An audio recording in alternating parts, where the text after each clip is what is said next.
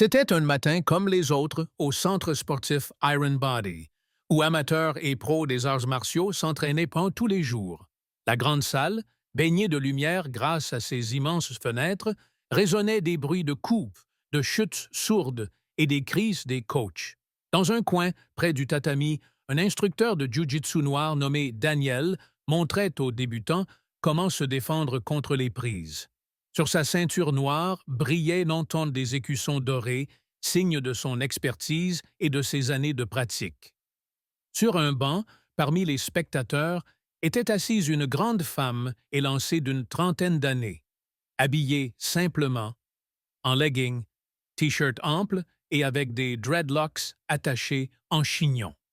Elle s'appelait Lakisha. Elle vomissait tranquillement pendant l'entraînement sans rien montrer de son appartenance au sport. Elle tenait une bouteille de zoo et à côté, il y avait un sac de sport. Daniel, remarquant son regard attentif, décida, comme il lui sembla, de détendre un peu l'ambiance avec une blague.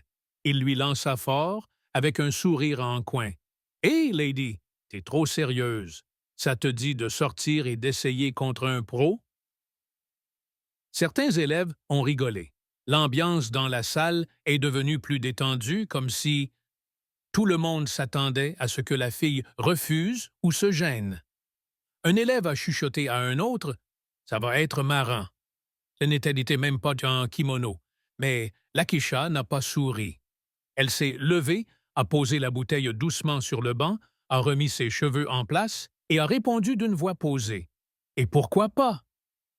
Un silence léger et gênant est tombé dans la salle. Personne ne s'attendait à ce qu'elle accepte. Certains se sont regardés, surpris. Quelqu'un a souri en coin. Daniel a hoché la tête et a fait un pas de côté, l'invitant sur le tatami. « Eh bien, lady, juste pas, ne t'en fais pas si ça devient dur. C'est quand même des arts martiaux, pas du yoga. » Lakisha est entrée calmement sur le tatami, sans se presser, comme si elle l'avait fait 1000 fois. Elle a enlevé ses baskets et s'est tenue face à Daniel, sans la moindre trace de peur dans les yeux. Elle n'avait ni kimono ni ceinture, mais chaque mouvement respirait la confiance. L'instructeur a souri en coin et a fait une révérence, comme le veut la tradition. Elle a hoché la tête en retour. Il ne savait pas qu'il venait d'ouvrir la porte à l'un des moments les plus humiliants de sa carrière. Daniel a pris sa garde de combat avec assurance, légèrement, un sourire en coin aux lèvres. Il trouvait encore tout ça marrant. Voilà un maître avec 10 ans d'expérience, et devant lui une spectatrice lambda, sans uniforme, sans ceinture, même pas échauffée. Quelques élèves dans la salle avaient sorti leur téléphone, espérant filmer un truc drôle. Il y avait dans l'air une petite attente de divertissement facile. Il fit le premier pas, tout en douceur, tendit la main comme pour tester sa réaction. Lakisha ne bougea même pas d'un cil. Son regard était concentré, sa respiration calme et régulière. On aurait dit qu'elle ne se contentait pas de rester là. Elle observait, analysait chaque mouvement qu'il faisait. Et là, à la seconde d'après, Daniel a foncé en avant. Une petite feinte, un coup classique pour jauger l'adversaire. Il n'a pas mis toute sa force, il voulait juste la faire vaciller, reculer ou au moins cligner des yeux. Mais au lieu de ça, il a vu son corps glisser doucement sur le côté, esquivant le coup avec l'agilité d'un chat. Avant qu'il ait pu réagir, sa jambe a filé sur le sol, attrapant son tibia. Bam! Avec un bruit étouffé, Daniel a perdu l'équilibre et est tombé sur le dos. Un murmure de surprise a traversé la salle. Les élèves qui filmaient le combat ont arrêté de rigoler. L'un d'eux a même laissé tomber son téléphone sans faire exprès. Daniel s'est relevé avec un sourire crispé, comme pour montrer que tout allait bien, genre « j'ai juste trébuché ». Il s'est tapé dans les mains et a dit « pour essayer de garder la face ». Bon, pas mal, ça arrive, on s'échauffe. Cette fois, il est devenu plus sérieux, a essayé de la contourner par le côté, de faire un feinte, puis de donner un coup de pied. Mais là encore, Lakisha n'a pas juste bloqué l'attaque. Elle lui a lancé un coup de paume dans le bide en retour, le forçant à reculer d'un pas. Puis, rapide, une série de mouvements. Saisie, rotation, poussée. Daniel s'est retrouvé au sol, à nouveau. La salle s'est tue.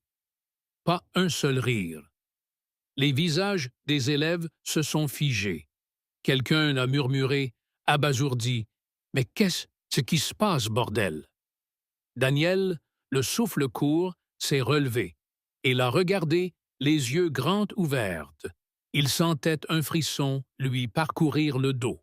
Il n'y avait en elle ni haine, ni envie de rabaisser qui que ce soit. Elle bougeait juste avec une précision, une vitesse et une technique qui montraient clairement qu'elle n'était pas une débutante, mais une combattante de haut niveau. Il a essayé. Faire une pause. Il fit un pas en arrière, essuya son visage. « C'est qui, bordel, toi? » murmura-t-il en reprenant son souffle. Lakisha esquissa un léger sourire, tranquille, comme si elle parlait de la météo. Elle dit « Je suis championne du monde de Muay Thai. 3 titres, TI, 2 KO, une morsure. Aujourd'hui, je suis juste venu voir comment ils forment les débutants. » À ce moment-là, on aurait entendu tomber une épingle.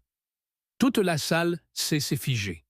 Même ceux qui étaient assis avec des écouteurs près des murs les ont enlevés et la fixaient. Un silence pesant s'est installé, au point qu'on entendait le cœur battre. Le cœur du public battait à fond. Pendant plusieurs longues secondes, personne ne bougeait. Toute la salle, des débutants aux instructeurs, restait figée, n'en croyant pas leurs yeux. Même la respiration s'était arrêtée. Daniel, ne faisant plus semblant que tout allait bien, baissa les bras et regarda Lakisha comme s'il la voyait pour la première fois. Il était perdu, déconcerté et, peut-être pour la première fois de sa vie, effrayé. Lakisha, au contraire, avait l'air totalement impassible.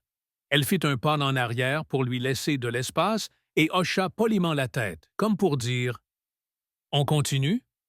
Dans son regard, dans ses mouvements, on sentait une légèreté, une précision, un calme, ce truc qu'ont que ceux qui ont bagarré grave.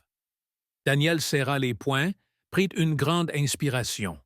Il comprit que c'était plus un jeu. Il devait foutre sa confiance excessive de côté et commencer à se battre sérieusement. Il ne pouvait pas se permettre de se faire humilier, encore une fois, devant les élèves, devant la femme, devant la caméra. Il se jeta en avant, vite, secouant tout ce qu'il avait dans son cou. Mais Lakisha bougeait différemment. Pas juste vite, elle anticipait. C'était comme si elle connaissait son mouvement avant même de comment il les avait faites. Elle a paré son cou avec le coude, a fait un pas sur le côté, puis lui a balancé un direct au niveau de l'épaule. Juste après, un coup de genou dans le corps. Le bruit sourd, comme un coup sur un tambour. Daniel a vacillé. « C'est pas possible !» a soufflé un spectateur. Elle n'a même pas transpiré, a ajouté un autre. Lakisha ne faisait rien de superflu. Ni théâtre, ni agressivité, juste du pur savoir-faire. On aurait dit qu'elle exécutait une combinaison bien rodée à l'entraînement. Chaque coup était précis, chaque mouvement efficace. Elle ne maîtrisait pas seulement son corps, mais aussi le rythme du combat. C'est elle qui menait la danse, qui dictait le tempo. Daniel a essayé de reprendre l'initiative, mais Lakisha, en esquivant habilement, lui a attrapé le cou et l'a doucement mais sûrement renversé sur le tatami.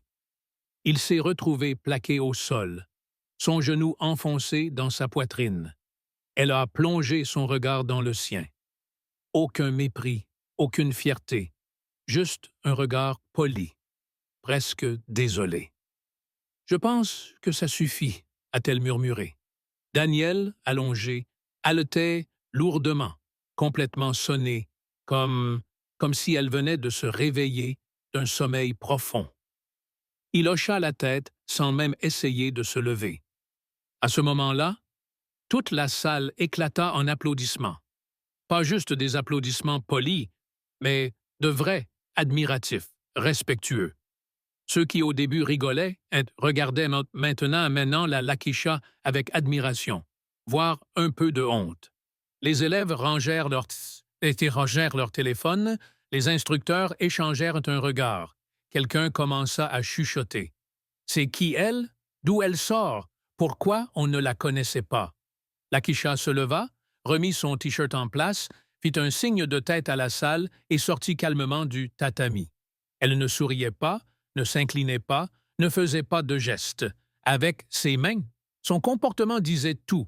Elle n'était pas venue chercher de l'attention. Elle avait juste relevé le défi et y avait répondu. Après que Lakisha ait quitté le ring, l'ambiance dans la salle a commencé à changer. Du choc et du silence est née une profonde admiration. Même ceux qui, au début, se moquaient de cette invitée un peu étrange la regardaient maintenant s'éloigner avec une sorte d'émerveillement presque religieux. Elle n'avait pas dit un mot de trop, n'avait pas essayé d'humilier Daniel, n'avait pas levé les bras en signe de victoire. Cette retenue frappait autant que son talent. Les coachs se sont approchés. L'un d'eux, un homme aux cheveux grisonnants, avec une ceinture rouge de karaté, a dit doucement « Une technique pure comme ça, j'en ai pas vu depuis les championnats à Tokyo. C'est qui elle, au juste? » Un des jeunes élèves, qui tenait toujours son téléphone, a répondu d'une voix tremblante. « Je viens de chercher sur Google. Lakisha Mason, triple championne du monde de Muay Thai. 2 fois en K1, elle a donné des cours en Thaïlande, puis elle a disparu des radars. » À ce moment-là, Daniel, encore essoufflé, s'est levé, s'est essuyé le front avec une serviette et s'est approché de Lakisha.